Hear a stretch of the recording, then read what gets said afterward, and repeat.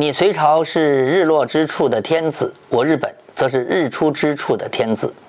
这可把隋炀帝给气得够呛，直接怒斥以后别让他再来看这种无理的信件。而书接上回，这些留学生中有不少人一待就是几十年，比如那位叫僧明的僧人，在长安一待就待到了公元632年，唐太宗贞观6年才启程返回日本。还有一位叫做慧颖的，更是待到了公元639年，那个时候大唐已经立国了20余年，天下大定，气象恢宏。公元618年，大唐建立，日本派来的僧侣也纷纷沿着丝绸之路汇聚于此。大家可以想象一下，长安城外的黄河，其水势之汹涌，流域之辽阔，远远超过了日本列岛任何一条河流。关中平原沃草千里，农业发达，一州所产的粮食甚至于超过了整个倭国。这种规模上的差异，让来自日本的遣唐使们深感震撼。而隋唐的国家组织能力、法律体系、官僚制度，更是当时日本难以企及的超级文明。所以呢，不难理解为什么圣德太子如此坚定地要以中国为模板推进改革。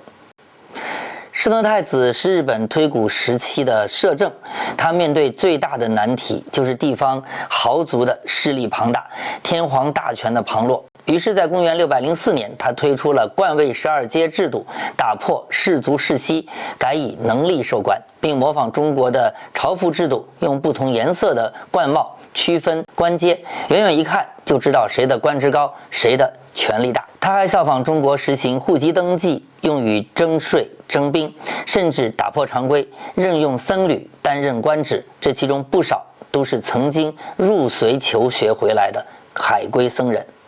更关键的一步呢，是他颁布了17条宪法。请注意，这部宪法并非现代意义上的宪法，而是一套以儒家思想为基调的国家的治理原则，目标非常明确。据日本书记的记载呢，这是公元604年颁发的，它不是现代意义上的宪法，更像是一套指导原则。核心呢，就是说要集权，削弱士族，官员不再世袭，改由天皇任命，土地呢也能由中央调配。其中明确提倡以和为贵，独敬三宝，群卿百僚，以礼为本。几乎每一条都能看到中国经典的影子。他也强调了国非二君，民无良主，都是从中国传递过去的。但是呢，圣德太子并不只想做中国的好学生，他更希望日本能被中国平等相待。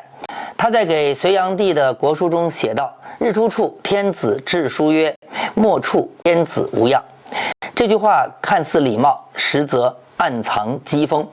你隋朝是日落之处的天子，我日本则是日出之处的天子。这可把隋炀帝给气得够呛，直接怒斥以后别让他再来看这种无理的信件。但从此日本就不用倭国这个称号了，改叫日本了，意思是太阳升起的地方。